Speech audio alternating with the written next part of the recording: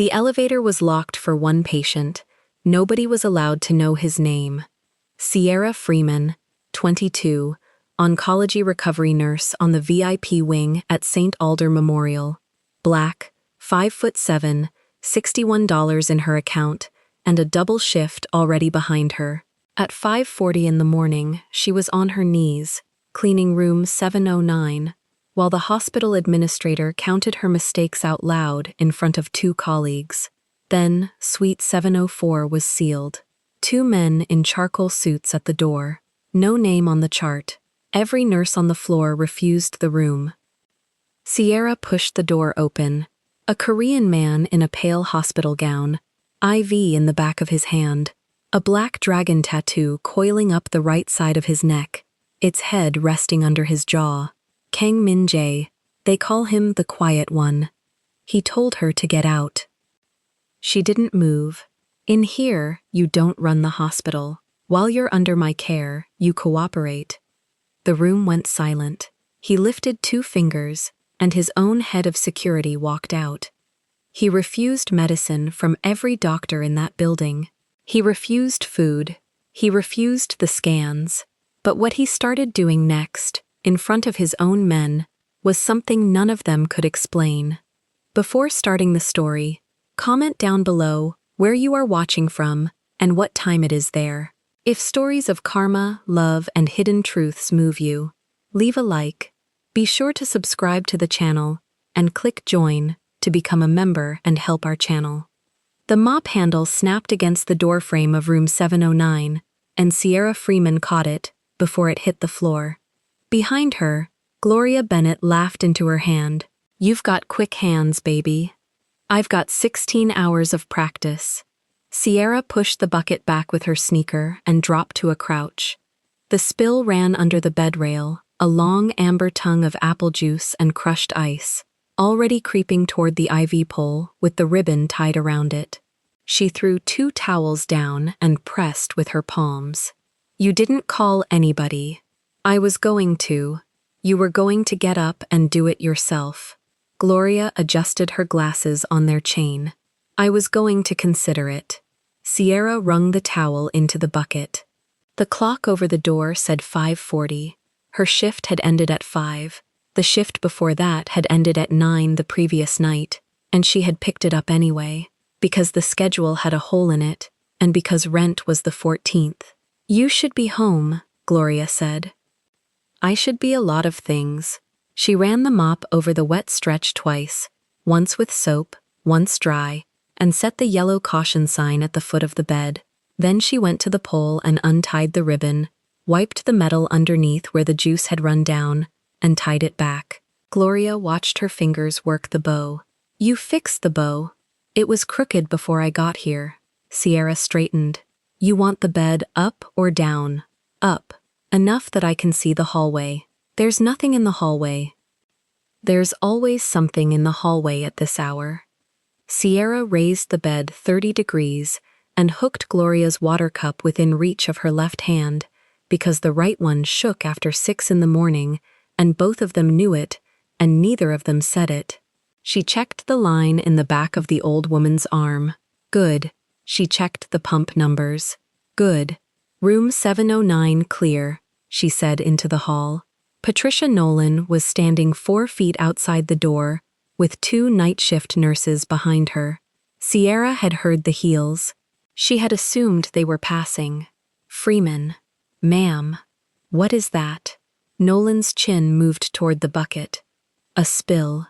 Apple juice. It's handled." "That's not what I asked." Nolan came in 1 step. Her badge reel swung and clicked against her hip. "I asked what that is, because from where I'm standing, that's a registered nurse doing environmental services work at 5:40 in the morning, on a shift she is no longer being paid for."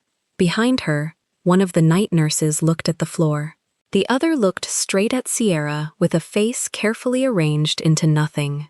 "EVS is 2 calls deep," Sierra said. "It was going to sit for 40 minutes. There's a fall risk in this bed. There's a protocol. The protocol would have left the floor wet."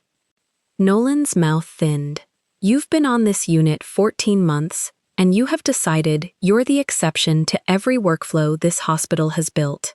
You clock out at 5. When you stay past 5 without authorization, that's not dedication, that's a liability I have to write a sentence about. Then write it. The hallway went quiet enough to hear the pump tick. Nolan tilted her head. Say that again. Sierra put the mop in the bucket. She did it slowly, because her hands had started, and she wanted them to stop before anyone counted the tremor. I said, if it needs to be written, write it. I'm not going to argue about a floor while I'm standing on it. You're going to want to consider your tone. I've considered it for 16 hours. Gloria's voice came from the bed, thin and pleasant. She cleaned it because I spilled it, and I spilled it because nobody answered my light for 22 minutes. Nolan's eyes flicked to the old woman and back. She had a whole different face for patience. She put it on now, smooth as a glove. We'll look into the response times, Mrs. Bennett. You'll look into them, Gloria agreed. Nolan turned back to Sierra, and her voice dropped just enough that the two nurses behind her would have to lean, and leaning would be admitting they wanted to hear. There are 300 applications sitting in my file for oncology recovery. 300. Every one of them would clock out on time. Then you'd be down a nurse at 5:40 in the morning. I'd be down a problem. Nolan let that stand for a second, then walked. The heels went 11 steps and stopped at the nurse's station. Sierra picked up the bucket. Her ID badge had swung around backward on the lanyard, and she flipped it right without looking. The two night nurses moved apart to let her through the doorway, and one of them said, very quietly, Sierra, and Sierra said, it's fine, and kept going, and that was the whole of it. Gloria called after her, Sierra. She stopped in the doorway with the bucket dripping. Come here a second. Mrs. Bennett. 2 steps. You've got 2 steps in you. Sierra came back to the bed rail. The old woman reached with the good hand and took hold of her wrist, right over the thin gold chains, and held on with more grip than 82 pounds should have owned. 31 years I taught 8th grade, Gloria said. You know what that woman is? An administrator. A hall monitor. Gloria let go and patted the back of her hand twice. Hall monitors need somebody to catch. If it's not you, it's somebody who can't take it. That's supposed to make me feel better? No. It's supposed to make you eat something.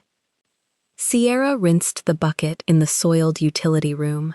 The water ran hot over her knuckles, and she left it there longer than she needed to. In the mirror above the sink, her hair had come loose from the clip at the back, and half the curls had made a run for it, spilling forward past her shoulder, and she looked at that instead of her face. Then she put the clip in her pocket and let it all down, because there was no one left to look presentable for. Denise Whitaker caught her at the linen cart with 2 coffees. Don't, Sierra said. I heard it from the medroom. Everyone heard it from the medroom. Denise handed over the cup. Her braids were up in the bun she wore for the last hour of any shift, too loose in front, and there was a smear of something on the sleeve of her cardigan she hadn't noticed yet. Nolan does a sweep at 5:30 on Thursdays now. She wants to catch overtime before payroll closes. She wants to catch me. Same sweep. Denise leaned on the cart. Why'd you do it yourself? Because 709 is 82 pounds with neuropathy and a floor like a skating rink. I know why you did it. I'm asking why you did it where she could see. Sierra drank the coffee. It was terrible. I didn't know she could see. That's the answer I wanted. Denise pushed off the cart. Go eat something. You look like a roomer.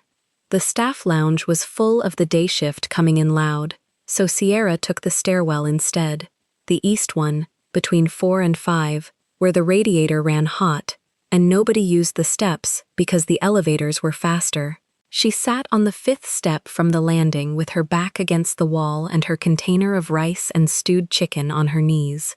Cold. She ate it cold. Reheating meant the lounge, and the lounge meant conversation. Her phone said 5:58, and it said something else too, which she checked, because she always checked at the end of a double, the way you press a bruise. $61.08. Rent on the 14th. 6 days. The overtime from this shift would post the following Friday, which was 8 days out, which was 2 days late, which meant a text to the building manager that she had already drafted twice this year and deleted both times before sending because he answered those texts with the word, again. She ate another forkful. She did the arithmetic she'd already done twice on the walk to the stairwell, and it came out the same. It was going to be close, and it was going to work, the way it always worked, which was to say barely and at a cost. She paid somewhere she didn't look at. Then she opened the group chat. Denise had sent a photo of a flyer at 11:40 the night before. A place off Halsted, a Friday, a DJ Sierra had never heard of. Underneath it, Denise had typed, "You're coming. I'm not asking." Sierra typed, "I'm coming," and hit send before the part of her brain that ran the numbers could get its hand up. She read it back. It sat there, blue and stupid and hers. She was 22. She had gold hoops in a drawer she hadn't worn in 5 months. She had a dress with a slit up the thigh that she had bought at a discount and worn once, at her cousin's wedding, where an aunt had asked her when she was going to find someone, and she had said, "When they can keep up." And everyone had laughed, and she had gone home alone at 11 because she was on at 7. Friday. She was going to dance on Friday. She put the phone face down on the step and ate. The radiator knocked twice behind the wall. Somewhere above her a door opened and closed on 6, and a man's cough came down the shaft and faded. She counted the money again anyway. 61.08, minus the transit card she'd have to load Sunday, minus the copay on her mother's inhaler that her sister would ask about on Wednesday, in that voice that made it sound like she was only mentioning it. $28 for Friday. That was what was left when she was honest. She could do Friday on 28, 2 drinks and the cover, and Denise would buy the third and pretend she'd already ordered it, and Sierra would let her, and neither of them would say anything about it in the car. She scraped the last of the rice against the side of the container. 14 months on this floor, 11 of them without a single sick day. She had memorized which of the 4 VIP suites had a window that opened, and which patients got their families lying to them, and which oncologists said the word out loud, and which ones said, concerning. She was good at this. She knew she was good at this the way you know your own handwriting, without pride and without argument. And a woman in a pencil skirt had counted 300 applications at her, in a hallway at 5:40 in the morning, while 2 people she worked beside studied the floor tile. Sierra clipped the lid down. The stairwell door on 4 opened below her. Not the sound of a nurse. Nurses hit the bar with a hip and let it swing. This was a hand, flat, pushing it exactly as far as it needed and holding it. 2 men came onto the landing. She saw the shoes first, from above. Black leather, a shine on them that had never met a hospital floor. Suits. One of them said something in Korean, low, 3 or 4 words, and the other answered with one. Neither of them came up. They stood at the 4 landing with their backs to the wall on either side of the door like the door had been assigned to them. Sierra held very still with a fork in her hand. The one nearer the rail lifted his wrist to his mouth and spoke into a cuff. She caught a number in English inside the Korean. 7. Then the door opened again, and Denise's voice came through it, bright and professional, and pitched at strangers. Elevator banks this way, but this one's out of service for the next 30 minutes, so if you need to get down, you'll want the west side. It is not out of service, one of the men said. His English was flat and clean. It is now, Denise said. That's what out of service means. A pause. Then the man laughed once, without any humor in it at all, and said something to the other, and the two of them went through the door after her. The stairwell settled. Sierra put the lid on her container. She went down the 4 steps to the landing and looked through the narrow window in the door. The 4th floor corridor was empty, in a way it was never empty at 6 in the morning. The elevator at the end had its doors held open by a man in a charcoal suit with his hand flat against the rubber edge, and there was a strip of blue tape running along the floor from the elevator to the stairwell doors, the kind facilities put down for equipment moves. 2 housekeeping carts had been pushed into an alcove and left there. Denise walked past the window without seeing her, clipboard against her chest, saying, "Yes, ma'am," to nobody Sierra could see. Then Patricia Nolan came into the frame, and Nolan was smiling. Sierra had worked 14 months under that woman and had catalogued 4 of her expressions. This was not one of them. This was the face of a person walking a donor through the atrium. Nolan was talking to a man Sierra couldn't see, gesturing at the elevator, nodding at whatever came back. Then she reached out and pressed the call button herself, which Sierra had never once seen her do, and stepped back with her hands folded. The doors closed on nothing. The number above them started climbing. 4, 5, 6, 7. 7 was hers. 7 was Ward B, Oncology Recovery, the VIP wing that had 4 suites and used 2 of them, and Sierra had been assigned to that hall since March. She went up. She took the stairs 2 at a time with the container under her arm and came out on 7 into a hallway that had already changed.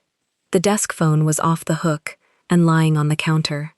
The medroom door, which propped itself open on every shift of every week, was shut. And at the far end, past 7:09, past 7:06, a man in a charcoal suit stood outside suite 704, with his hands crossed low in front of him and his feet apart, and he watched her come the entire length of the corridor without moving anything but his eyes. The floor charge nurse, a woman named Ruby who had been at St. Alder 19 years, was standing at the station with her arms crossed and her jaw set. "Don't," Ruby said. "I didn't say anything. You were going to ask." "I was going to clock out." Sierra set her container on the counter. "What is that?" "That is an admission that came up the service elevator at 5:50, with no name, no face sheet, and no chart in the system." Ruby's voice stayed level and quiet. "Prescott's already been in. Nolan walked him up personally." "Personally, Sierra? Nolan doesn't walk anybody up. I've been here 19 years, and I've seen her walk up 2 people, and one of them had a wing named after him." Sierra looked down the hall. The suit outside 704 had gone back to watching the middle distance. "Whose assignment?" "That's the conversation we're about to have at 7, Ruby said. "And I'll tell you right now, 3 people have already told me what their answer's going to be." "Which is?" "No." Ruby picked up her coffee, found it empty, put it down. "Go home. You've been here since 7 last night. You're not on until tonight, and you're going to need to be." Sierra picked up her container. Her hands had stopped shaking somewhere on the stairs, and she noticed it now, the stillness, and didn't trust it. At the elevator, she pressed the button and turned around while she waited, because you always faced the hall. Down at the end, the door of 704 opened from the inside. The man in the charcoal suit stepped aside without being asked. Nothing came out. Someone inside said one word, short, Korean, a name or an order, and the suit answered, "Ni," and shut the door. The elevator arrived behind Sierra and stood there with its doors open, waiting. She didn't get in. Ruby came around the counter and pressed the elevator button again to close it, and Sierra took 2 steps back down the hall instead of forward into it. "Go home," Ruby said. "I will." That sentence has never once been true out of your mouth. Sierra walked to the supply alcove and hung her bag on the hook, which was not the behavior of a woman going home, and Ruby watched her do it and said nothing else. The day shift was arriving. Trays came up on the rack. At 7, the assignment board went up on the whiteboard behind the station, and every room on the east arm had 2 initials beside it except one. Suite 704 had a blank. Marisol got to the board first. She looked at the blank, then at Ruby, and put her marker down without uncapping it. "I've got 6 patients. You've got 5. I've got 6. She wrote her initials next to 711 and walked away. Angela came next and did not even pretend. "My husband's cousin got shot in the leg over a parking space last year. Not doing it." Behind her, a float nurse from the 5th floor read the room number, read the 2 men standing at the end of the corridor, and turned around toward the stairwell like she'd forgotten something in her car. Ruby capped the marker herself. "Somebody has to hang his fluids by 7:30. "Then you hang them," Marisol said from the med room. "I'm charge." "Then charge somebody." The 2 men at the end of the hall had not moved during any of this. The taller one stood with his hands folded at his belt. The other one, square, thick through the chest, buzzed hair going gray at the temples, stood angled so he could see both the elevator and the fire door at once, and every time a tray cart rolled past, he tracked it to the end of the corridor. Sierra untied her hair, retied it, and picked up the marker. She wrote SF next to 704. Ruby put a hand over the board. "You're off. You've been on since 7 last night. I'm on until somebody hangs his fluids." "Sierra." "He's a patient." She capped the marker and set it in the tray. "He's been on this floor an hour, and nobody's taken a set of vitals. If he codes at 8 because his potassium is in the basement, we're the ones who did that, not him." Ruby looked at her for a long moment. Then she pulled the assignment sheet off the clipboard, wrote something on it, and handed it over. "Anything happens, you come out. You don't argue with anybody in that room. You come out." "Okay." "Say it like you mean it." "Okay," Sierra said, in exactly the same tone, and went to get the vitals machine. There was no chart. She checked the rack twice. She checked the system under every spelling of nothing she could think of, and what came back was a med list attached to a medical record number with no name field populated, a bag of maintenance fluids, an antiemetic, and an order for a 9 o'clock CT with contrast. Signed by Prescott at 6:14. She printed the med list, folded it into her pocket, loaded the machine, and rolled it down the east arm. The thick-set man stepped into the middle of the doorway when she was 8 feet out. "No. Nursing." "No." Sierra stopped the machine and let go of the handle, so her hands were visible and empty.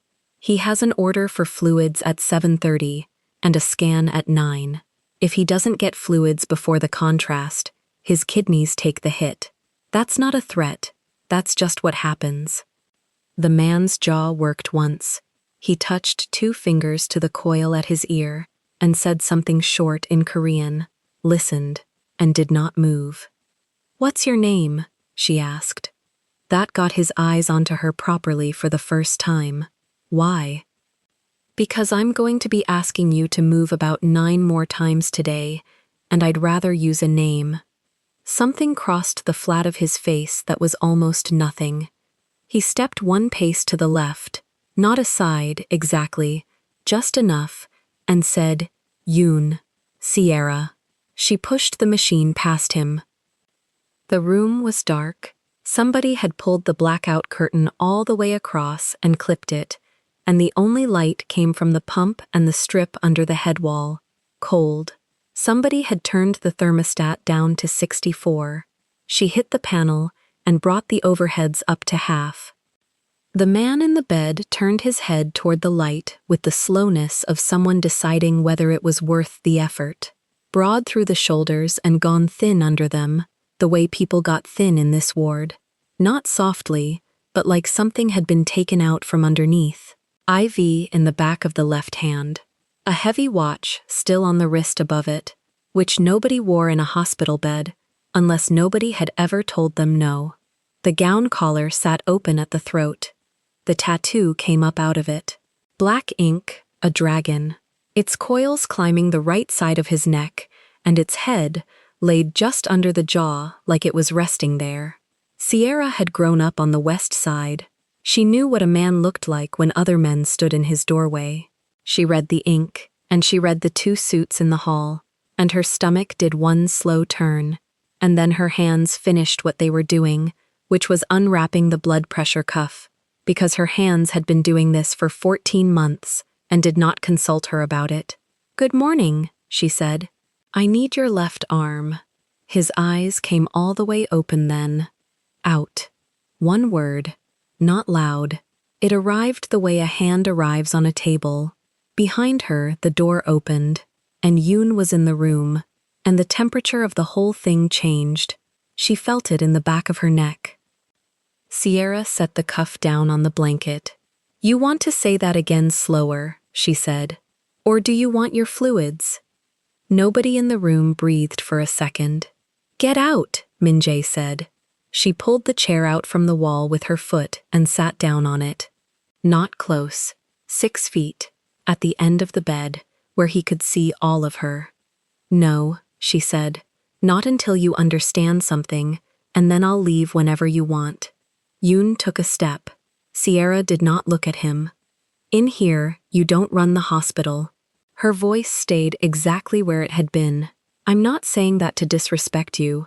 I'm saying it because you have a scan at 9, with contrast dye in it, and your creatinine is going to decide whether that dye is medicine or damage, and I'm the only person on this floor who's willing to walk in this room and find out. So while you're under my care, you have to work with me. That's the whole rule. That's it." The pump ticked. "You didn't ask my name," he said. "It's not on the chart. There isn't a chart."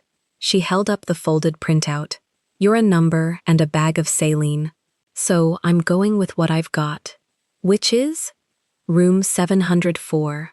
Blood pressure due 6 minutes ago." Yoon said something in Korean, fast and low, and moved for the chair. Min-jae lifted 2 fingers off the blanket. That was all. 2 fingers, maybe an inch. Yoon stopped like he'd hit glass, and the anger went out of his face and got replaced by something worse for him: confusion. He stood there a second, waiting for the rest of the instruction. It didn't come. The 2 fingers tipped once toward the door. Yoon looked at Sierra. Then he went out and pulled the door shut behind him, and she heard him take up position on the other side of it. Min-jae put his left arm on top of the blanket. Sierra came forward and wrapped the cuff. Her fingers were steady, which surprised her a little, and she made a note of the surprise and set it aside for later. The machine chugged. His skin was cool. There was a callus running the length of his index finger that she had seen on exactly 2 other kinds of people, and neither of them were accountants. 118/74, she said. "That's better than mine. You're not the one in the bed. Not today." She freed the cuff and clipped the probe onto his finger. 96 on room air. "When did you last eat?" He looked at the ceiling. "That's not a hard question." "Wednesday." She stopped writing. "It's Friday morning." "Then Wednesday." "Was there a reason?" "Yes." "Do I get it?" "No." Sierra wrote the number down and did not push. She'd worked oncology 14 months. People didn't eat for 4 reasons, and only one of them was nausea, and you found out which by feeding them, not by asking. She hung the fluids. She programmed the pump, keyed the rate, checked the line at the hub, and taped down a loop of tubing so it wouldn't pull if he rolled. He watched her hands the entire time and never once looked at her face while she was working, which she also noticed. "There's a 9 o'clock scan," she said. "You'll go down in the bed, not a chair. They'll want you flat for about 20 minutes, and the contrast is going to feel like you wet yourself. You didn't. Everybody thinks they did. Does that line work on everyone?" "It's not a line, it's a warm feeling in your groin, and every man in this ward has tried to hide it from me." Something happened at the corner of his mouth. It lasted less than a second, and it did not become anything. "They'll ask you for a name at registration," she said. "Downstairs." They don't have one either, so you can either give them one or you can lie there while they argue about it for 40 minutes, and the machine gets booked at 9:40. So, you want my name. Radiology wants your name. I want your potassium. She hooked the empty flush syringe into the sharps box. But yeah, I'd rather not call you 704 for a week. Silence. The pump found its rhythm. Kang, he said. Min-jae. She wrote it on the back of the printout, in pen, because there was nowhere else to put it. Sierra Freeman. She held up the badge on the lanyard, without leaning in. I'm on nights, 7 to 7. Today I'm on because nobody else would come in here. Why did you? Because you had an order due. No. She stopped at the foot of the bed. He'd turned his head fully on the pillow now, and his eyes were steady on her. And for the first time, she got the sense of how the men in the hallway had come to be standing in the hallway. You knew what I was before you put the cuff on, he said. You looked at my neck. Everyone looks at my neck. Then they leave, and someone else brings the tray and puts it down by the door. That happened here already? Twice, in an hour. Sierra considered the wall for a second. Then here's the second thing, she said. Whatever you are outside this building, that's outside. I'm not going to ask about it, and I'm not going to pretend it isn't there. In here, you're a man who hasn't eaten since Wednesday and has a scan at 9. That's all you are to me. If you can live with that, we'll get along fine. And if I can't, then you'll get somebody who leaves the tray by the door. She picked up the vitals machine handle. 64 degrees, she said. You want it that cold, or did somebody else set it? He didn't answer, which she took as the second one, and she pushed it up to 69 on her way past, and did not ask permission. At the door she stopped.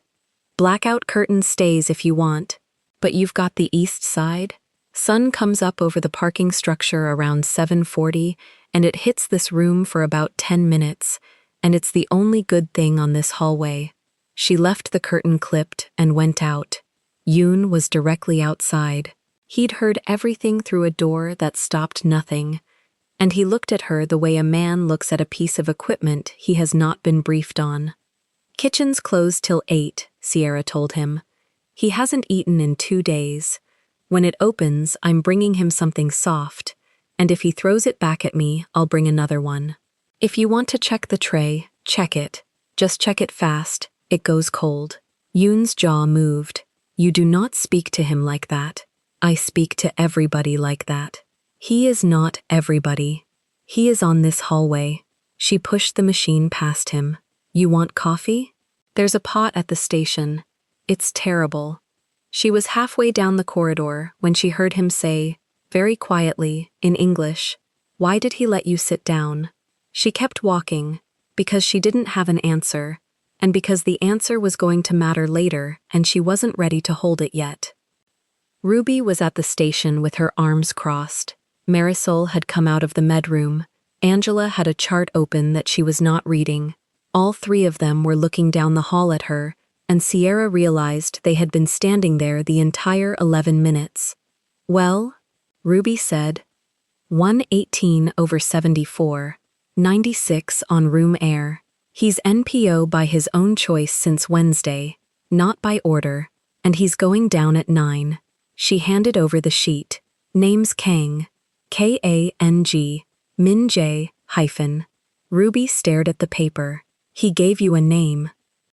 He gave radiology a name. Prescott's been in there twice this morning and came out with nothing. Prescott doesn't hang fluids. Sierra pulled the used cuff off the machine to be wiped. Somebody put the room at 64 degrees. Find out who and tell them not to do that again.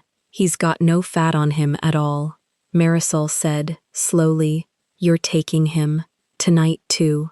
I'm taking him. Sierra, somebody's got to. Down the hall, the door of 704 opened. Yoon stepped out, said something over his shoulder into the room, and then walked the length of the corridor toward the station with his hands loose at his sides, while every nurse at that counter found a reason to look at a screen. He stopped in front of Sierra. 8 o'clock, he said. The food. 8 o'clock. I check it. You check it. He nodded once, turned, and walked back. Behind the counter, Angela let out a breath she'd been holding since he started moving. Ruby waited until the door closed again. Then she leaned in close enough that only Sierra could hear her. Baby, she said, I've been in this hospital 19 years. When a man like that starts letting one person in the room and not the others, that is not a small thing. That is the whole story starting. Sierra pulled the printout back out of her pocket, looked at the name she'd written on the back of it in her own handwriting, and folded it again. He hasn't eaten since Wednesday, she said. That's the whole story starting. She was tying her hair back up for the kitchen run when the phone at the station rang, and Ruby picked it up, listened, and put her hand flat on the counter. That was downstairs, she said. Nolan's on her way up. She wants to know who assigned 704. Sierra was already halfway to the linen cart when the elevator opened and Patricia Nolan stepped out with a tablet against her chest. Who put initials on 704? I did. Nolan looked at the board. She looked at Sierra's badge, the way people do when they already know the name. Your day shift now? I'm both. That's not a schedule, that's a liability. Then move me, Sierra said, and kept walking toward the kitchen, because the tray had to be up by 8, and Yoon was going to check it. Nolan turned to Ruby instead. Ruby had 19 years of practice at that exact conversation. She said the patient had refused 2 staff members before 7, that a refused patient with no oral intake since Wednesday was the liability, and that if the administration wanted a different nurse in 704, the administration could walk in there and say so. Nolan did not walk in there. The tray came up at 8:04. Rice, broth, a small dish of steamed egg the kitchen made for the pediatric floor, and gave up because Sierra asked twice. Yoon lifted the lid, looked, put it back. Fine, he said. Min Jae ate a third of it. That was more than the hospital had gotten out of him in 2 days, and Ruby wrote the number down like it was a lab value. The CT ran at 9:20 because radiology bumped him, and nobody wanted to argue with the men in the hallway. He came back with the contrast still in his mouth, tasting metal, and the first thing he said when the transport team wheeled him in was, "You were right about the warm feeling." I'm usually right about the warm feeling. That was the first day. By the 4th, the pattern had a shape, and the shape was making people uncomfortable. Dr. Prescott came in at 7:15 on a Tuesday with the tablet and the barium schedule and got 7 words in before Min Jae turned his face to the window. Prescott tried the technique that worked on hedge fund managers and worked on judges. The pause, the folded hands, the patient, reasonable voice. Min Jae held his eyes on the glass until Prescott left. Sierra came in 40 minutes later. She put the same schedule on the tray table, face up. Prescott wants a bone scan Thursday. No, it's 2 hours. You lie down, they take pictures. Min Jae looked at the paper, then he looked at her hand next to it, the fine gold chains at the wrist, the pen she was clicking without noticing. Thursday, what time? 10. Fine. She wrote the consent line and slid it across, and he signed it without reading it, which she made him stop and read, and he read it, and signed it again. When she came out with the signed form, Prescott was still at the station, and he stared at it the way a man stares at a card trick he paid to see, and now regrets. He signed, Sierra said. For you. For the paper. I brought it in flat instead of on a screen. Prescott took the form. He also took a long look at her, and the look had a question in it that he was too careful to ask out loud. The pharmacy tech got it worse. Antiemetic due at noon. The tech knocked, went in, came out in 90 seconds holding the cup still full. The second tech didn't even try. She left it at the desk with a sticky note that said, 704, PT refuses. Sierra carried it down the hall, set it on the table, said nothing about it at all, and talked instead about the fact that the vending machine on 5 ate $2 of hers that morning, and the maintenance man had told her to hit it in a specific spot. Which spot? Lower left, like you mean it. He took the cup and drank it while she was still describing the maintenance man's hat. Marisol saw it through the window. Marisol had refused the room herself on day 1, and now stood at the glass with a chart she wasn't reading. She found Sierra at the medroom afterward. He wouldn't take water from me. I offered him water. I know. Why? Sierra didn't have an answer that fit in a sentence, so she gave the one that fit in her hands. She scanned the next med, logged it, and said, "He's not a puzzle. He's a man who's scared and won't say the word." Marisol left. She told 3 people. By the weekend, the 7th floor had a private joke that wasn't quite a joke. Ask Sierra.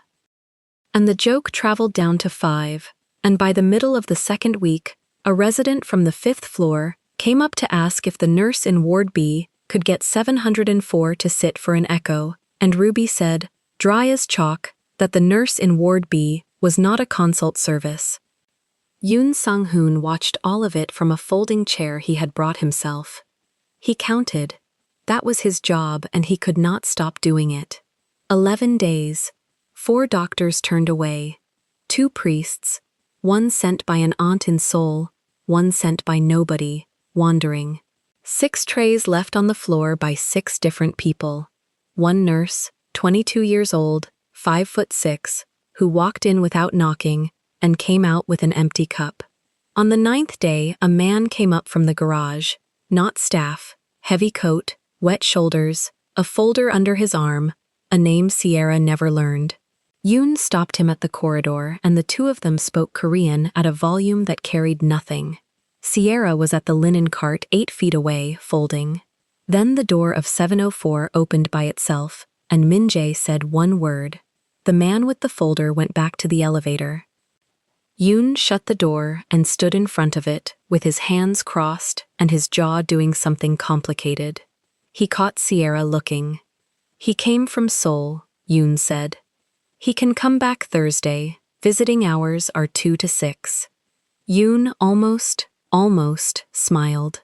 He looked down the hall at the empty corridor, at the fire door, at anything else. You know what he does. I know what he needs at 2 in the morning, which is a bathroom light left on, and somebody who doesn't act surprised. That is not the same. No, Sierra agreed. It's not. She pushed the cart past him.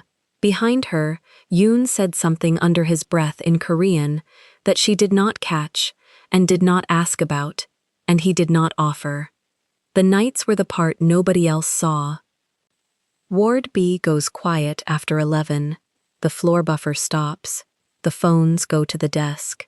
Sierra did her rounds at midnight and 2 and 4, and 704 was always the last, because it took the longest, and because she had stopped pretending otherwise around day 6. He asked about her hair once. Not the way men asked. He asked how long it took, and she said 40 minutes on a good night, and he said that was a long time for something you couldn't see yourself do, and she laughed loud enough that Ruby looked up from the desk 60 feet away. He asked what she'd wanted to be at 10. Marine biologist. He asked why she stopped.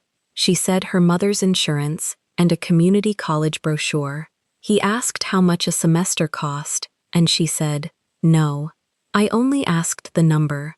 You asked the number so you could do something with it. He looked at the ceiling.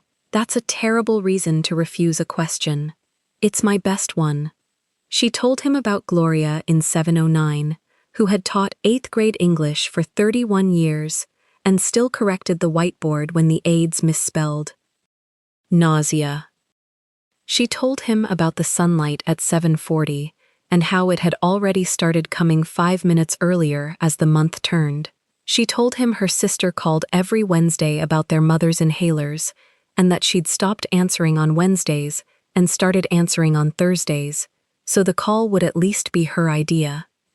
He told her almost nothing, but he listened like somebody paying for it, and she noticed, around the 10th night, that he had started watching the door. She was late twice, once because a patient in 711 went hypotensive, and she was in there for 50 minutes with Ruby and the rapid response team. Once because the pharmacy sent up the wrong concentration and she stood on hold for 22 minutes. Both times she walked into 704 after 2 in the morning and found the bed raised, the reading light on, his hands flat on the blanket, and his eyes already on the doorway. Not on the window, not on the ceiling. On the doorway, at the exact height where her face would be. The second time she stopped in the frame.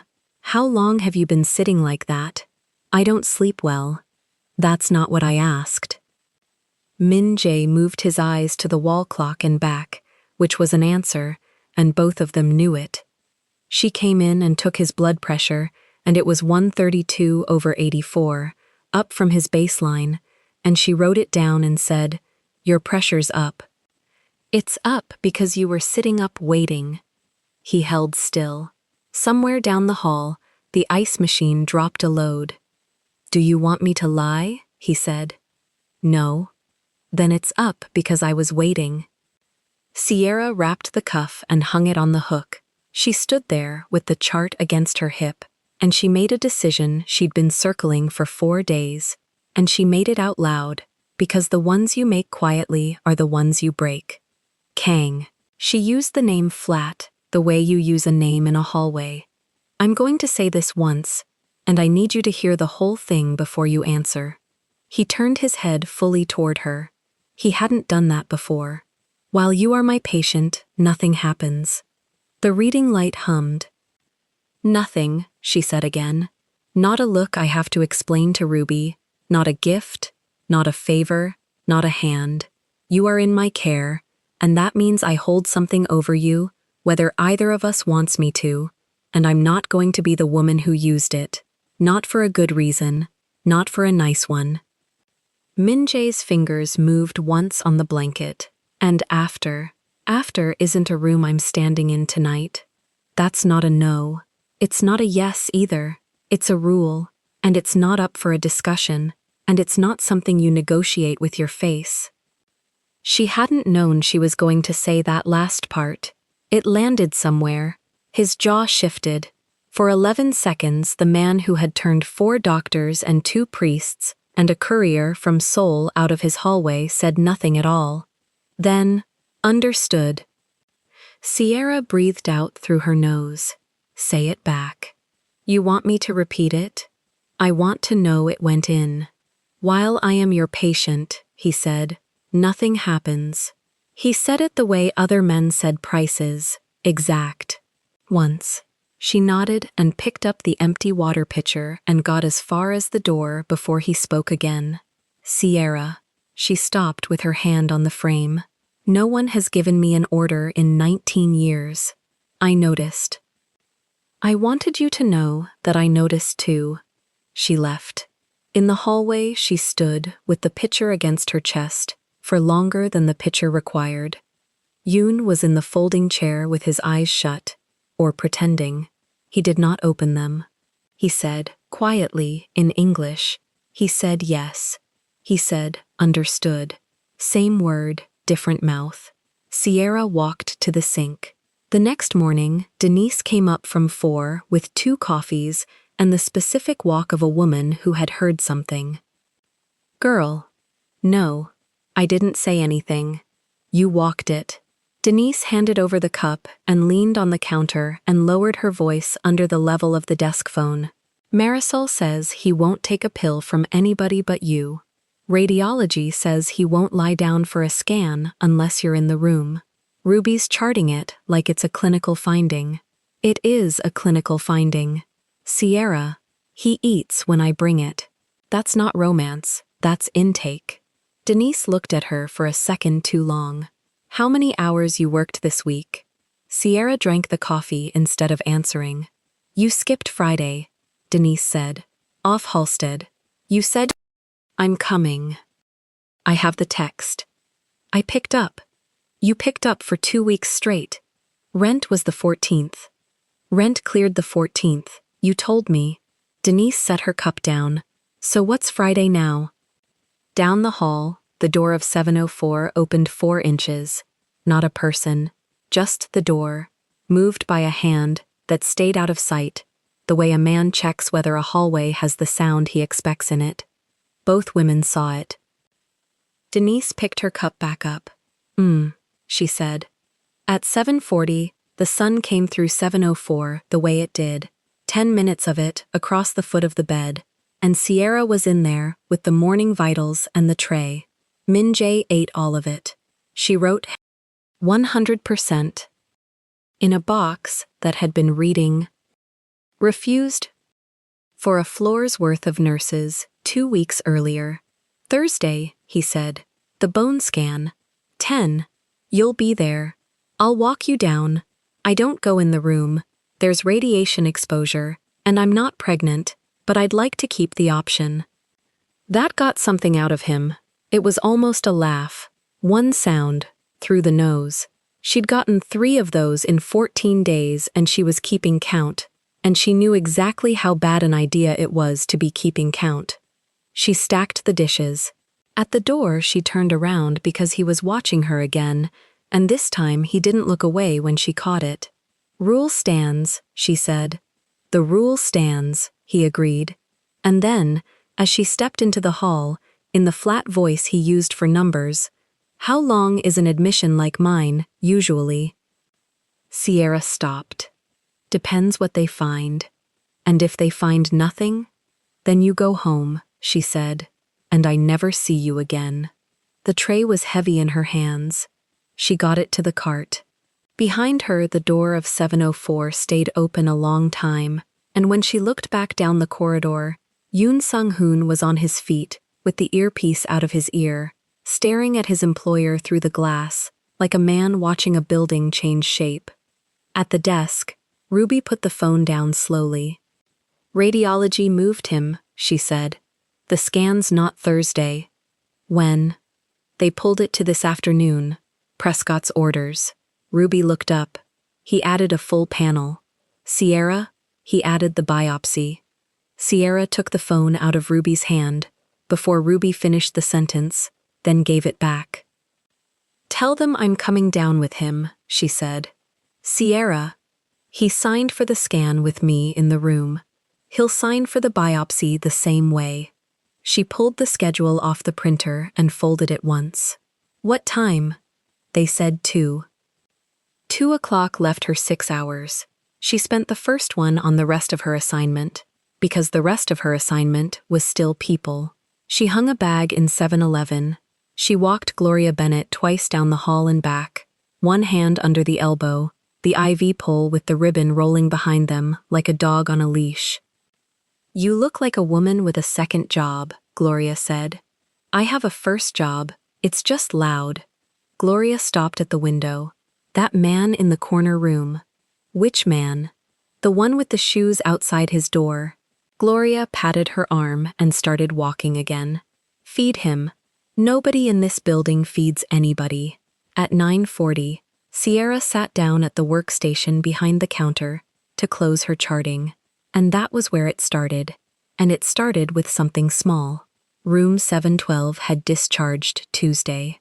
The account was still open in the system because the pharmacy had posted a late charge, and the late charge had thrown an alert, and the alert sat blinking in her queue like a smoke detector with a dying battery. She clicked it to make it stop. The billing summary opened. She had seen 100 of them. Insurance in one column, patient responsibility in the other, a balance at the bottom that usually made her look away. This one had a 0 at the bottom. Not a write-off code, not charity care, not the state. Paid. Sierra scrolled up. The patient in 712 had been Rosa Delgado, 58, 4 cycles of chemotherapy, admitted 3 times since February. Her husband, Hector, ran the floor buffer on the overnight shift. Sierra knew him by his laugh, which came around the corner about a second before he did. The payer line said, Meridian Hangsoon Shipping Holdings LLC. She read it twice. She minimized it. She looked up the hall. Yoon Sang-hoon was standing where he always stood, one shoulder against the wall outside 704, the earpiece back in his ear. Sierra opened the account again. There is a way to search billing by payer. Every nurse learns it by accident, usually while chasing a denied claim at 3 in the morning. Sierra typed the name into the field and pressed enter, and then sat very still while the machine thought. 8 results. Rosa Delgado, Oncology, this year. A pediatric account from 2 years ago. Nathan Cho, 11. Appendectomy, plus a 9-day complication. A cardiac case from 4 years back, $91,000, paid in 1 posting. 3 obstetric accounts. A hip. A stroke rehab that ran 6 weeks. Sierra pulled a blank sheet from the printer tray and started writing the names down by hand, because a printed report leaves a log and a handwritten list does not, and she understood that distinction the way she understood which door in the stairwell sticks. Then she stopped writing and looked at the last column instead. Every account had an emergency contact. Every emergency contact had a name. Kwan, Beck, Song, Yoon. Sierra sat back. Ruby came around the counter with a stack of armbands. You're supposed to be asleep. I'm supposed to be a lot of things. What are you looking at? Sierra closed the window. A late charge. Ruby looked at her for 2 seconds longer than a late charge deserves, and then let it go, because Ruby had 19 years of knowing which questions cost money. At 10:15, Sierra went down to the basement, where the environmental services crew took their break at a folding table under a pipe wrapped in silver tape. Hector Delgado was there with a thermos and a phone playing a soccer match with the sound off. Miss Freeman. He stood up. He always stood up. Sit. How's Rosa? Home. Tired. Eating. He shrugged with his whole upper body. Better than tired and not eating. Good. Sierra pulled out the chair across from him. Hector, can I ask you something rude? You can ask me anything. You carried her chart to radiology when the transport didn't come. The bills. His face did a thing. Not fear. Embarrassment. And under it, something older and softer. There were no bills, he said. None? The first one came. February. $11,000. Our part, after everything. He turned the thermos in a circle on the table. I told my brother-in-law I was going to sell the truck. Then 2 weeks later the office calls and says it's handled. I said handled by who? They said the account is closed. Sir, have a good day. You never asked again? Hector looked at her the way men look at a thing they've decided not to look at. Miss Freeman, my wife had 4 rounds of chemo, and she is at home right now, watching her programs. What am I going to do? Go find the man and give the money back? Sierra held onto the edge of the table. You think somebody in this building did it? He said. I think I should get back upstairs. She took the stairs, 11 flights of them, up and past her own floor and back down, because her legs needed something to do that her mouth couldn't. At noon, she printed it. She stood at the printer behind the counter with her badge still swinging and watched the sheet come out warm. 8 lines, 8 names, 1 payer repeated 8 times down the column like a stutter. She folded it in half, then in half again. It went into the chest pocket of her scrubs, next to the older folded paper, the first one, the one with his name written on the back in her own handwriting. 2 pieces of paper about the same man, 4 inches from her sternum. She walked to 704. Yoon straightened off the wall. He had learned, in 2 weeks, to open the door for her without being asked. And today, he did it a half-second slower. He is awake, Yoon said. I know, he's always awake. Kang Min-jae was sitting up with the blanket pushed to his waist and the tray table swung across the bed, empty, wiped. The blinds were open. He had started opening them himself somewhere in the second week, which nobody had told him to do. "You're early," he said. "They moved your biopsy to 2. Yoon told me at 7. Of course he did. She checked the pump, silenced a rate alarm before it woke, and stood at the foot of the bed with her hands empty. "I need to ask you about something that isn't medical."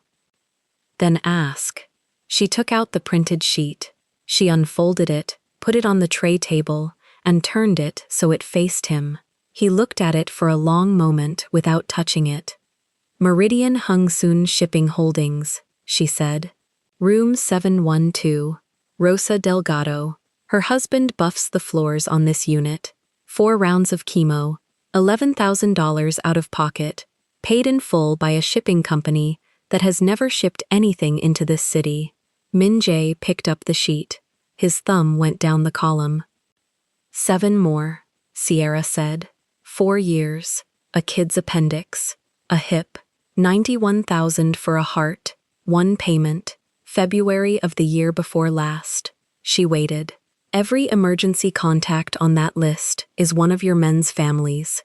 Kwon, Baek, Song, Yoon." He set the paper down and squared its edge against the tray table, which was the only nervous thing she had ever seen him do. "Say the question," he said. "Why?" "That isn't a question. That's the shape of one." "Fine." She pulled the chair over and sat, 6 feet, the same distance as the first day. "Why does a man who wouldn't tell 4 doctors his own name pay a floor buffer's hospital bill and then not tell him?" The room made its sounds. The pump, the vent in the ceiling. Somewhere down the hall a call light chimed, and Marisol's clogs answered it. "My father died in a public ward," Min Jae said. Sierra held still. "Incheon, 1998. He looked at the window and not at her. 8 beds. He waited for a room. They kept saying tomorrow. He waited 11 days in a chair against a wall with a number on a slip of paper in his hand, and on the 12th day they had a bed and he was already gone." "How old were you?" 10. She didn't say anything. "He was not a good man," Min Jae said. "I want to be accurate. He hit my mother. He owed money in 2 districts." He turned the paper a quarter turn on the tray. "It didn't change what the chair looked like. So you pay strangers' bills. They aren't strangers. They don't know it's you. That's the point of it." He said it flatly, the way another man would say the time. A man who knows owes. A man who doesn't know just goes home. Sierra sat with that. "You could have told them," she said. "They'd have loved you for it. They already work for me. I don't need it twice. That's not the reason." His eyes came off the window then and landed on her, and for the first time in 2 weeks, she had the sensation of being read the way she had been reading him. "No," he agreed. "It isn't." "Then what is?" "If they know, they thank me. If they thank me, I have to accept it, and then it becomes a thing I did." He put 2 fingers on the sheet and pushed it an inch toward her. "This way, it's only a thing that happened to them." Sierra looked at the paper, 8 lines, a $91,000 heart. "You've been in this hospital 15 days, she said, refusing food, refusing scans, refusing to give your name to a doctor with a tablet in his hand, and you've been paying for its patients for 4 years. 3 of those were not in this hospital. That's your correction? That's what you want to fix in that sentence?" Something moved at the corner of his mouth. Not a smile. Its neighbor. "Sit down," he said. "I am sitting down." "You're sitting like the chair is going to be needed by someone else." She sat back. She hadn't noticed. "Ask the other one," he said. "Which other one?" "The one you've been holding since you walked in." Sierra put her hands flat on her knees. "Whose bill did you pay in this building to get room 704? "None." "Nolan smiled at your elevator." "Nolan smiles at money. the way a dog smiles at a door. He shifted against the pillows, and the shift cost him something. She watched him decide not to show what. I paid for the room, that's all. A room is a transaction. What's on that paper isn't. Then what is it? He was quiet long enough that she thought he wouldn't answer. A chair, he said. Sierra reached over and took the sheet off the tray table. I'm keeping this. I assumed. Not as leverage. She folded it, once, twice, back into the fourth of a page. I want you to understand that.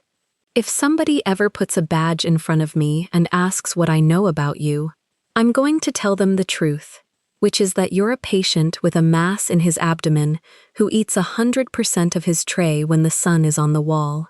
This isn't for them. Then what is it for? She stood up. For me. For the next time I want to decide who you are in one move. He watched her put it in her chest pocket. There are two now, he said. Sierra's hand stopped. You put the first one in the same pocket on the first morning, he said. You wrote my name on the back of it with a pen you took from the counter, and you didn't put the pen back. I put the pen back. You did not. She walked to the door. At the door she turned around, because she had one more, and she wasn't going to carry it into the afternoon. Rosa Delgado went home in March, she said. Hector cried in the supply closet on the 4th floor, and then went back and finished his hallway. Min-jae looked at her. I'm telling you, because nobody was ever going to, Sierra said. You built it so nobody would, so I am. He finished his hallway. He didn't answer. His jaw worked once. She left before it could do anything else. In the med room, she stood with both hands on the counter for a count of 10. Then she washed her hands, which she did not need to do, and dried them, and went to check on 711. At 12:40, Yoon Sang-hoon came to the counter. He put his hands on it, which he had never done, and lowered his voice under the desk phone. Which names? He said. You already know which names. My sister, Yoon said. 2022, her son. Nathan Cho, appendix. Yoon's face did not change, and his hand did, closing slowly on the counter's edge. She thinks the hospital made a mistake, he said. She lights a candle every year for a billing error. Then she's the only person in America who's ever gotten one. Yoon looked down the hall at the door of 704. When he spoke again, it came out lower. He doesn't tell people. He told me the room's a transaction. He said more than that to you.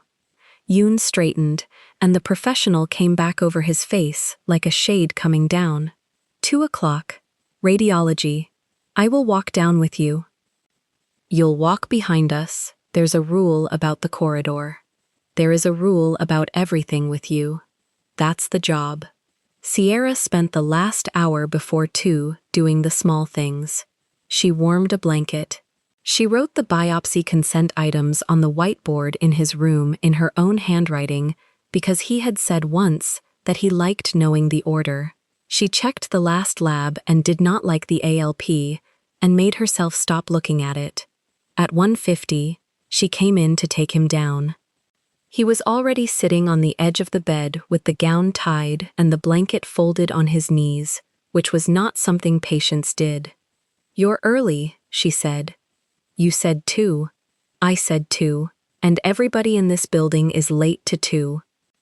I'm not everybody in this building. She unlocked the bed brakes with her foot.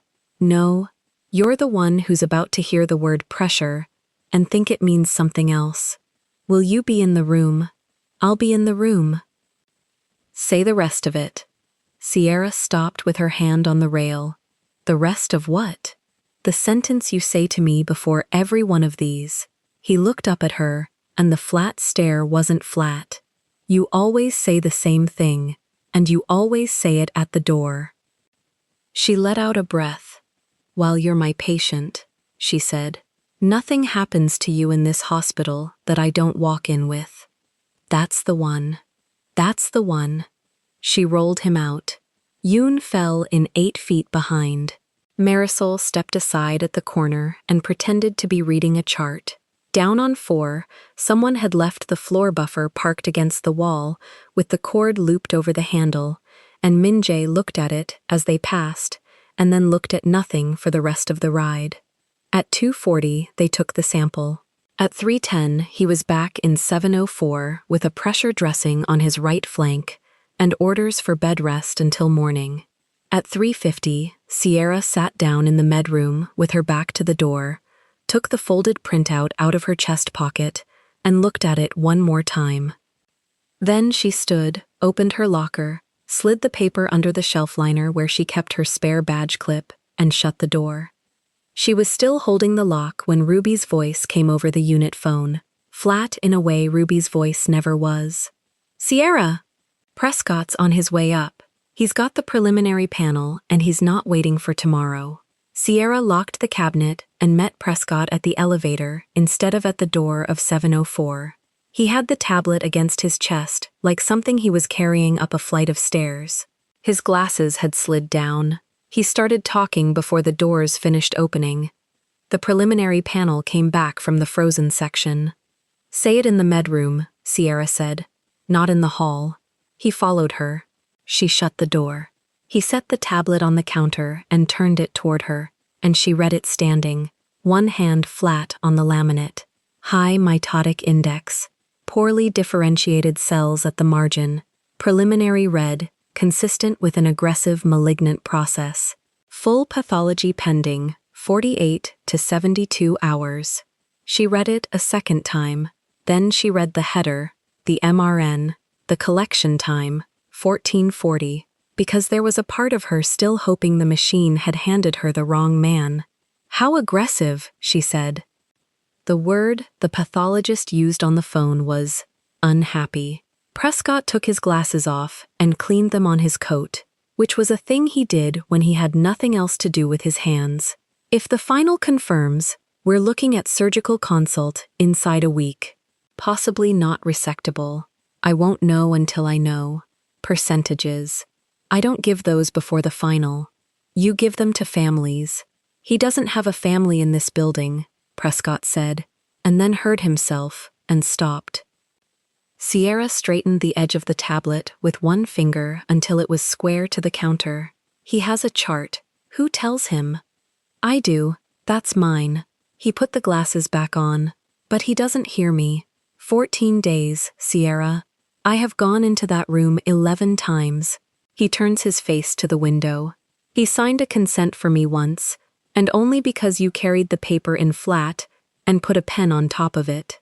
So you want me in the room. I want him to hear it. Those aren't the same thing." Prescott didn't answer.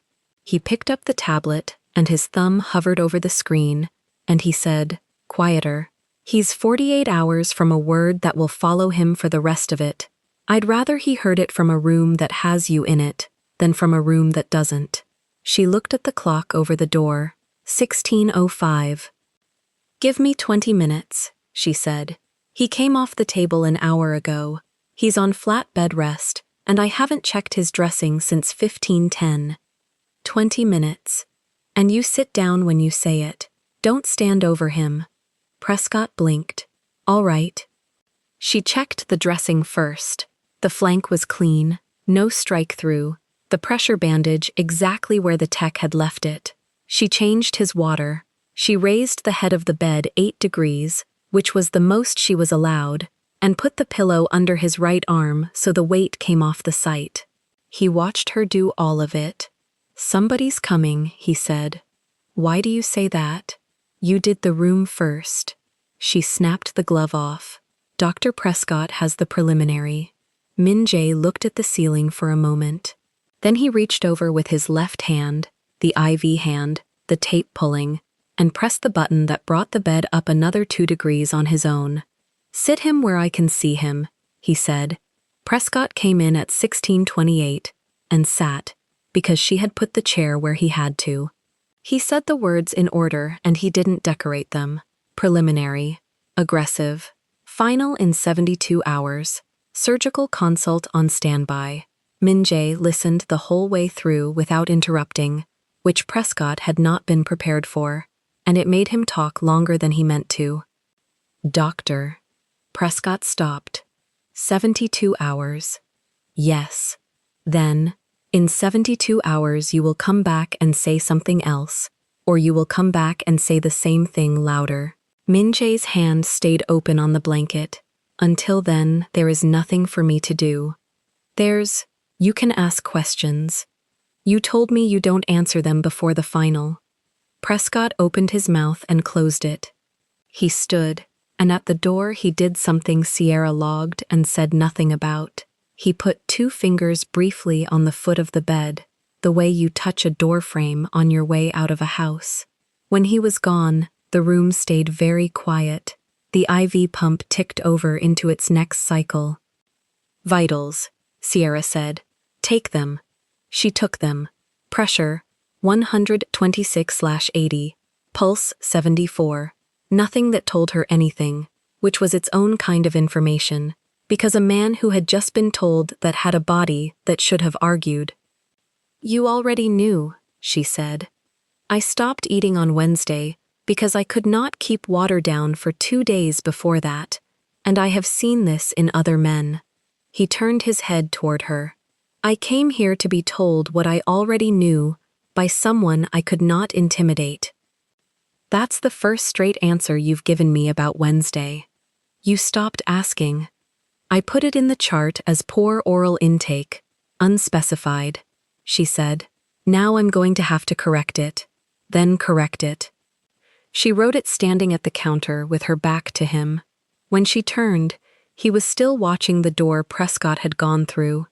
She worked the rest of her shift, and she worked it well, and that was the part she would remember badly later, how completely ordinary the hours were. A gastric tube in 706, 2 units of blood typed and hung on the far end. Gloria Bennett wanted to walk again and got 11 feet before her knee complained, and Sierra took her back with an arm around her ribs and heard about a boy named Terrence who had graduated in 1994 and sent a card every Christmas for 9 years, and then stopped. "You look like somebody sat on your chest," Gloria said at the door of 709. "Long day." Gloria let go of the pole and patted Sierra's forearm twice. "Feed the man in the corner room." At 22:40, Sierra went in with the ice chips he was allowed, and found him sitting up in the dark with the reading light off. "Ice," she said. "That's the whole menu tonight. Doctor's orders and mine." He took the cup. He held it without eating from it. "Nurse Freeman." "That's a bad start. Would you have known me outside of here?" She stood there with the empty tray under her arm. "Say it a different way," she said. "I want to hear the actual question. If I had not gotten sick." He set the cup down on the tray table with the flat of his palm, careful, like it was heavier than it was. "If I had passed you on Halstead on a Friday, with your hair down and those earrings you told me about, if I had held a door, would there have been a version of that where you knew me?" "No." She heard it land. She heard how fast she'd said it, and she made herself finish, because a fast no and nothing else was a cruelty, and she wasn't going to be cruel to him at 11 o'clock at night in the dark. "You'd have been a man in a coat with 2 men 8 feet behind him, and I'd have crossed the street," she said. "That's not an insult. That's the truth about the street. Out there I'd have never gotten close enough to find out you count what people eat, or that you know the sun comes into this room at 7:40, or that you say thank you in a way that sounds like an argument you lost. So no. So the only door that ever opened was this one." Her voice went even. "And I'm the one who signed my initials next to it when 3 other people wouldn't." He looked at her a long moment. "Then I have been fortunate in exactly one thing in my life," he said, "and I had to be dying to get it." "You're not dying, you're pending." Sierra. It was the first time he had used her first name out loud, and it went through her like a hand closing. "Ice chips every hour," she said. "Call lights on your left." "I'm on until 7. She turned the reading light on for him on her way out, because she wasn't going to leave him in the dark, and she pulled the door to 4 inches, and she walked the length of the corridor past Yoon in the folding chair without looking at him. The east stairwell between 4 and 5 was empty at 23:15, the way it always was. She sat on the 5th step up from the landing, with her back against the rail and her hands loose between her knees, and for about 90 seconds nothing happened. Then her shoulders went. It came out of her sideways, ugly, the kind that doesn't make much sound and takes the whole body to produce. She got a fist against her mouth. Her badge swung off her chest and hung. The door above her opened. "Ruby said you came down here," Denise said, "and Ruby doesn't say things like that unless—" "Oh, baby." She came down the 4 steps and sat, and did not touch her yet, which was the smartest thing anyone did that night. "Is it the man in 704? Sierra nodded once. "Bad? Preliminary." Her voice came out in pieces. "Aggressive. Finals Thursday." "Okay." "He asked me if I'd have known him outside." She wiped her face with the heel of her hand, and it didn't help. "And I told him no, Denise. I told him the truth, and the truth is the meanest thing I own." Denise put the coffee down on the step and finally put an arm around her. "How long have you been carrying this one?" "I'm not carrying anything. I have a rule." "Girl?" I said it out loud in that room. I made him repeat it. Sierra pressed the heels of both hands into her eyes. "Nothing happens while he's my patient. Nothing. No looking, no gifts, no favors, no hands. And he's kept it. 14 days. He's kept it perfect. He's kept it better than I have. There it is." "Don't." "I'm not doing anything," Denise said. "I'm sitting here. You do what you want with it." Sierra breathed. The stairwell light buzzed. Somewhere below, a door on 3 shut on its pneumatic arm.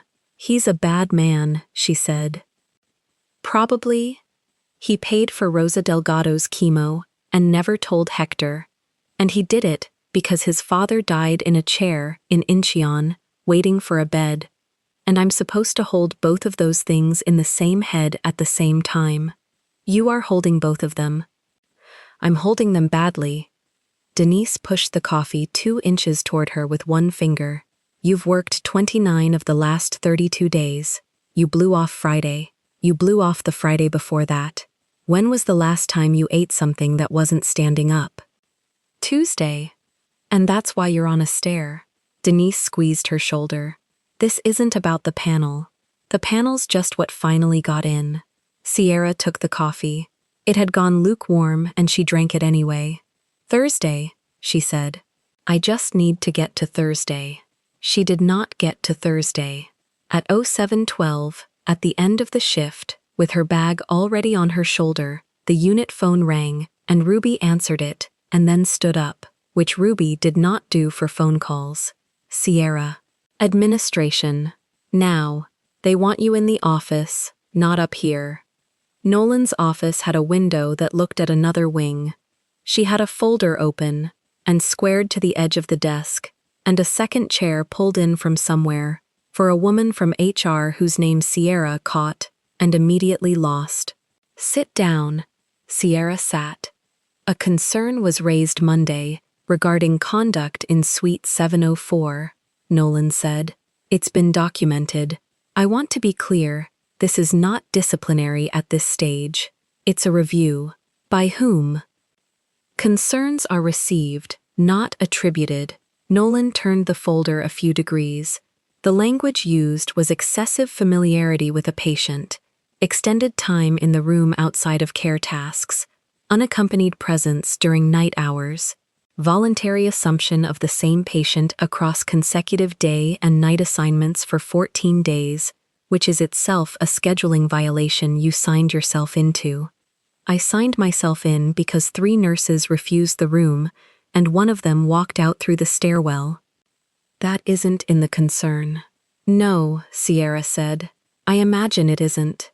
The HR woman wrote something. There's also the matter of the billing query. Nolan let that sit for exactly the right length of time. You ran a payer search on account 712 on the 9th at 0952 and again at 0958. That account is not on your assignment. Sierra's hands stayed on her knees. A late charge alert routed to my station, she said. I cleared the alert. You cleared it 8 times. I opened 8 records connected to one payer to see whether the alert was a system error. And then you went to the basement to speak to the patient's husband, who is a housekeeping employee, about his wife's financial account. So somebody had watched her go down. Effective immediately, you're off the Ward B rotation for 4 days, Nolan said. You'll be reassigned, or you'll take the days. That's your choice. You'll be notified when the review closes. 4 days. 4 days. Who takes 704? Nolan closed the folder. That isn't your concern anymore. He doesn't eat for people he doesn't know. Sierra sat forward. 14 days, 6 trays on the floor, 4 physicians turned away, 2 priests. He eats a full tray now. He signed a consent. He went down for a biopsy at 1440 yesterday, without restraints, without sedation, without an argument. And he has a preliminary panel that came back aggressive, and a final coming Thursday. If you pull the one person he takes care from, he stops. And when he stops, that is a chart, and the chart has your name on the assignment sheet. For 1 second, something moved behind Nolan's face. 4 days, she said. Badge access to 7 is suspended for the duration. Housekeeping and pharmacy will be notified. Sierra stood up. Ms. Freeman. Nolan was already looking at her monitor. For what it's worth, this is the kind of thing that ends careers, and I'd rather it ended a rotation. You've been finding a sentence to write about me for 8 months, Sierra said. Congratulations on the sentence. She got as far as the 7th floor before her badge stopped working, which was how she learned they had already done it. The reader flashed red. She tried it twice. Through the wire glass, she could see the length of Ward B, the medroom door, the whiteboard with her handwriting still on it from the night before, the corridor bending towards 709 and 704. Ruby saw her through the glass and came to the door and opened it from the inside, and stood in the gap so it couldn't be a violation and couldn't be a welcome either. They called up 2 minutes ago. I know. Marisol has him. He won't take a tray from Marisol. I know that too. Sierra pulled the folded printout, the old one, the first one, with his name on the back in her handwriting, out of her chest pocket and looked at it, and then put it back. Ruby, Thursday. When the final comes, I'll be here. That's not what I asked. Ruby's jaw worked. I can't call you. It's a HIPAA line and you're off the assignment, and they will be watching my log. I know. Sierra. I know. Down the corridor, the door of 704 opened 4 inches and stopped, the way it did, and nobody came out of it. Sierra went down 11 flights instead of taking the elevator, and outside, the light was flat and white, and it was 0804 in the morning, and the cafeteria trays were going up without her. She sat on the low wall by the ambulance bay and did the arithmetic she had been avoiding. 4 days off the rotation, and a final panel on the 3rd day, and a man who had been told he had something aggressive growing in him, waiting in a room she could no longer badge into. He would think she chose it. That was the piece that got in under the rib. He had spent 14 days learning that a door opened at a certain hour, and on the 15th it wouldn't, and no one in that building was going to tell him why. She took out her phone. She had Denise. She had Ruby. She had no legal way to send a single word into 704, and she knew it better than anybody, because knowing it was her job.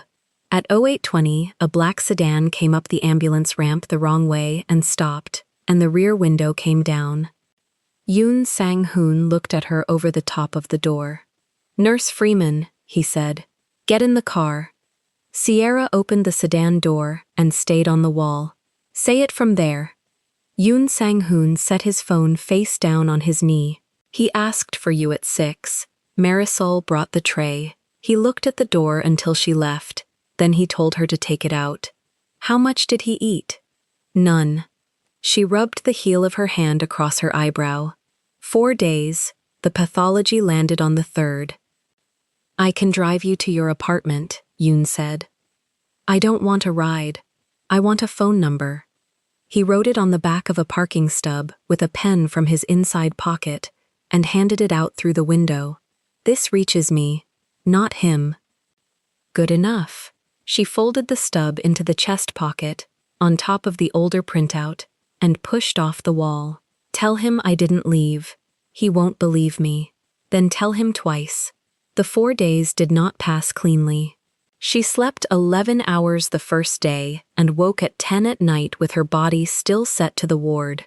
She called her mother, ordered the inhalers, argued about the copay, lost. She washed every set of scrubs she owned and hung them over the shower rod and stood looking at them like a schedule. On the 2nd day, she took the older printout out of her chest pocket, the one with his name written on the back in her own handwriting, and she put it on the kitchen table and left it there. On the 3rd day, Denise texted at 4:12 in the afternoon. Path came back. Ruby can't say. Sierra typed 4 different questions and sent none of them. At 6:40 the same evening, Denise texted again. Hector Delgado stopped me in the stairwell, asked if you were fired. What did you say? I said she's coming back. She came back on Friday at 6:45 in the morning with her badge in her hand and her hair pinned up wet. The reader by the Ward B doors turned green on the first try. She stood in front of it for a second, because she had rehearsed the second attempt and now had nowhere to put it. Ruby was at the desk with the night handoff still open. She looked up and did not say good morning. Prescott's been asking every shift when you're on the board, Ruby said. He put you on the board himself, wrote your initials in his own hand, which is a thing administrators are going to have opinions about. Where's the final? In his pocket. He wouldn't leave it in the chart room. Ruby tipped her chin toward the corridor. He's in the med room. He's been in there 20 minutes with a tablet he hasn't unlocked. Prescott stood when Sierra came in, which he had never once done. He unlocked the tablet, then set it down and picked up a paper copy instead, 3 pages stapled at the corner, folded in half from writing in a coat. I want you to read it before I say anything, he said, because I've said it wrong twice in my head already. She took it. She read the header, the accession number, the collection time, 1440, the number she had written on the whiteboard herself, and then the line under diagnosis. She read it again. Then she read the next paragraph, the one that named the thing, and the margins, and the mitotic count corrected from the preliminary read. Benign, she said. Benign. Prescott took his glasses off and cleaned them on the tail of his coat, which was not effective, and he knew it, and he did it anyway. Spindle cell lesion. The preliminary panel was read off a crush artifact. The block tells a different story. Margins clean, no invasion, no malignancy anywhere in the specimen. The mitotic index. Reactive. The pathologist called me at 11 last night to say it out loud instead of typing it. He put the glasses back on. She used the word relieved. I have never heard that woman use a word like that. Sierra held the pages against her chest with both hands, the way she held charts when the elevator was crowded. He's not dying. He was never dying, Prescott said. He spent 19 days thinking he was. That part happened. She was already turning. Prescott caught the door before it swung. Sierra, 2 things. He held up one finger, then hesitated over the second. The mass still comes out. Elective. 4 to 6 weeks. General surgery. That's a conversation, not an emergency. And, he stopped. And you should be the one to tell him. His mouth moved once without sound. I've been in that room 11 times. I don't think he's heard my voice yet. She was smiling before she reached the corner. She knew she was smiling. She did not fix it. Yoon Sang-hoon saw her coming down the corridor and stood up out of the folding chair so fast it folded itself and hit the wall. He looked at her face, and then at the papers, and then at her face again, and something in his jaw came loose. He opened the door for her. He had never opened the door for her. Kang Min-jae was sitting up with the blanket pushed to his hips and the bed at the angle he had learned to set himself. The light was off. The blind was up. He had been watching the door for 11 minutes and had not touched the call button once in 4 days. He saw the smile first. He did not look at the pages. He looked at her mouth, at her eyes, at the wet hair pinned at the back of her head, and he held completely still, the way a man holds still when a thing he has decided not to want walks into a room anyway. "Read it," she said, and put the report on the tray table and turned it to face him. He kept his eyes on her. "Kang, read it. Say it. It's benign." Something in his shoulders let go. It was not dramatic. It was 1 inch, and it took a second and a half, and she watched every part of it. "Say the rest. There's no cancer. There never was. It's a spindle cell lesion. It's reactive. The margins are clean." Her voice caught on the word clean, and she let it. "It comes out in a month with a surgeon and a Tuesday, and you go home, and you eat solid food, and you get old." He looked down at the pages then. He read them the way he had read nothing else in that room, front to back, all 3, taking his time with the words he did not know. Then he set them on the blanket and put 2 fingers flat on top of them, like something might take them back. 19 days, he said. 19 days. I made arrangements. He said it the way another man would say he'd canceled a haircut. 3 phone calls. The second night. Instructions in Seoul. A man came with a folder. I remember the man with the folder. I sent him away because I wanted 1 more week of you bringing rice. He almost laughed. It came out through his nose. I will have to make the calls again backwards. Sang-hoon will enjoy that more than he should. Eat something. Now? Now. He ate the whole tray at 7:41, with the sun coming through the east window for its 10 minutes, and she stood by the door with her arms crossed and watched a grown man take small, careful bites of steamed egg, like he was afraid the plate would notice. Word moved through Ward B faster than the cart. Marisol cried at the linen closet and got angry about crying. Ruby wrote 704, path benign, on a sticky note and then took it down, because you do not write that on a whiteboard, and then she held it in her fist for the rest of the shift. Gloria Bennett heard it from Denise and demanded to be walked past 704 on her afternoon lap, which took 11 minutes and covered 30 feet, and when she passed the open door, she raised one hand off the ribboned IV pole without stopping. Min-jae raised his hand back. The surgery consult came Monday. The discharge order came Wednesday morning, signed at 8:02, and by 9:15, there were 3 black cars idling in the ambulance bay, in a line the security supervisor had decided not to have a conversation about. Sierra worked the whole morning like it was a morning. She hung a bag in 7-Eleven. She changed a dressing in 7:06. She did the discharge teaching in 7:04 with a printed sheet and a pen, and she went through the incision care and the antibiotics and the surgeon's number twice, and he answered every question with the exact right number, because he had been listening for 19 days. Then she clicked the pen shut. That's it. That's the whole thing. He reached under the blanket and took out an envelope. It was hospital stationery, folded once, soft at the crease from handling. He held it out and did not explain it, which was how she knew it mattered. Inside were 3 forms: interfacility transfer authorizations, Northwestern, Rush, a private oncology center in Scottsdale, with a suite number on the letterhead. All 3 signed by the requesting physician. All 3 signed by the patient, his name in a hand she had seen exactly once on a consent for a bone scan. all three stamped across the middle in administrative red. Denied, administrative hold. And under it, on every one, in a small tight signature she had watched appear on 8 months of write-ups.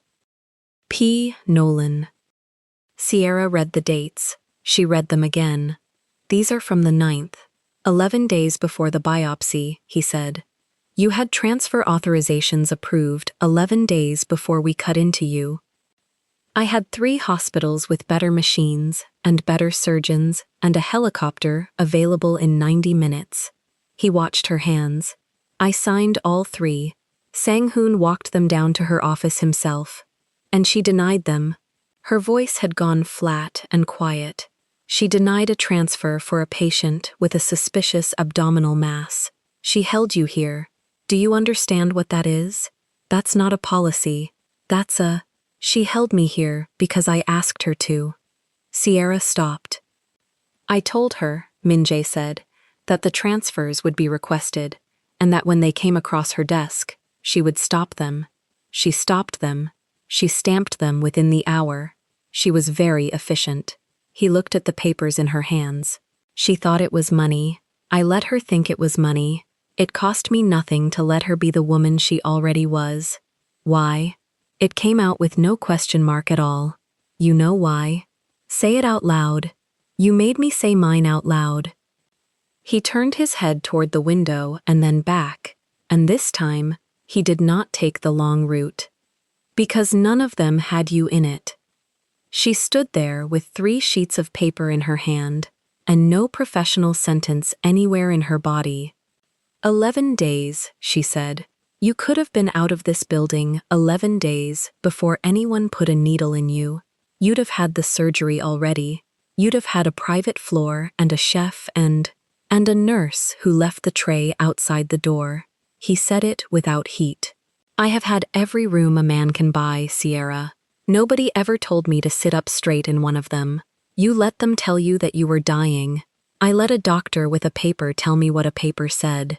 His thumb moved once across the platinum watch and stopped. I chose the room. I did not choose the news. And when the news was bad, I still would not have signed those transfers. And now you know why.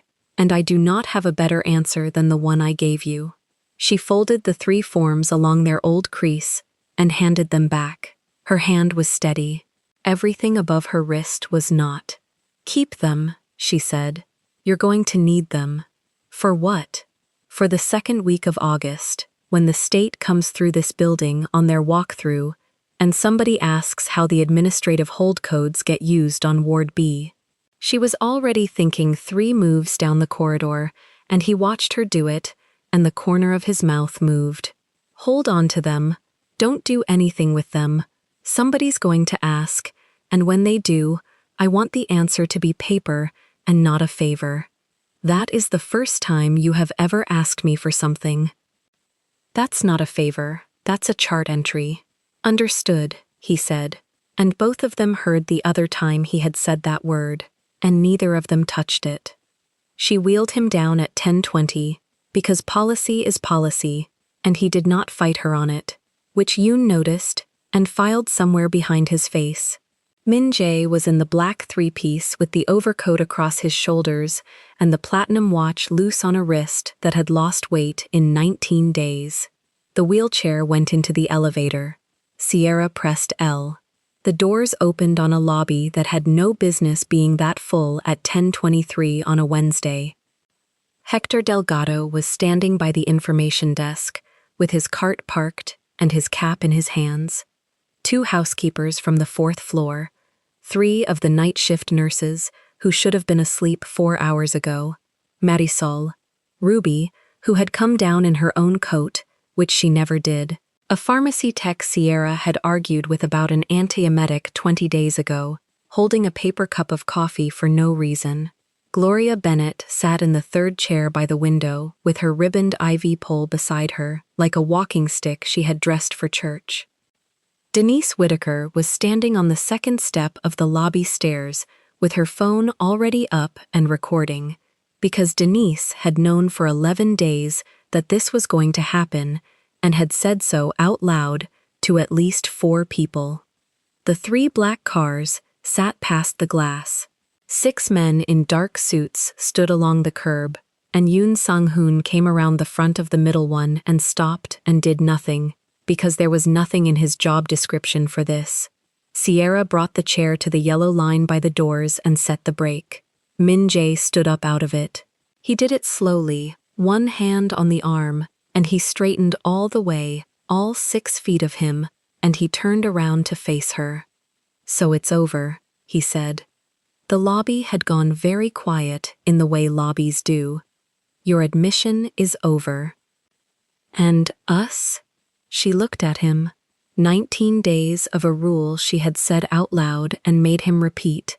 Twice, once on a Tuesday, and once before they wheeled him down to a needle. "You're not my patient anymore." He took one step and kissed her. The lobby came apart. Somebody whooped by the vending machines. Gloria Bennett got up out of her chair without her pole and hollered, "That's right," in a voice that had run an 8th grade classroom for 31 years, and someone caught her elbow and she shook them off. Denise was screaming and filming and had stopped breathing. 2 of the men in dark suits at the curb turned their heads away at the same instant and were caught, both of them, grinning at the sidewalk. Hector Delgado put his cap back on and clapped with his hands over his head.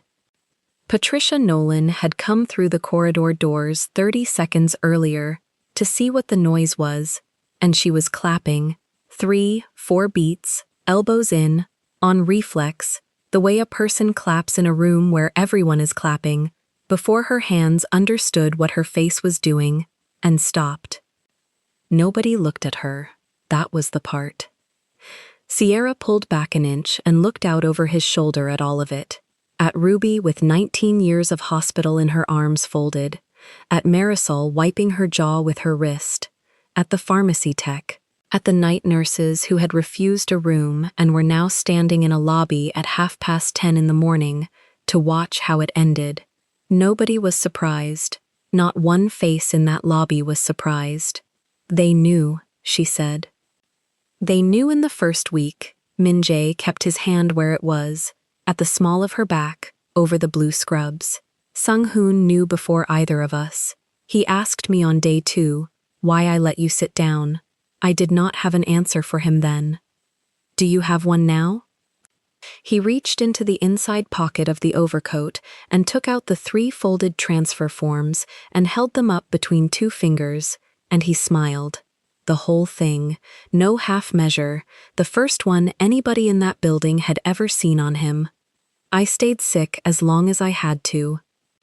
Denise's phone caught the last 4 words clean. Gloria Bennett made everyone in the ward watch it twice. Sierra Freeman went back upstairs at 10:41 and finished her shift, because there was a bag due in 7:11 and a dressing due in 7:06, and she had never once left a floor short.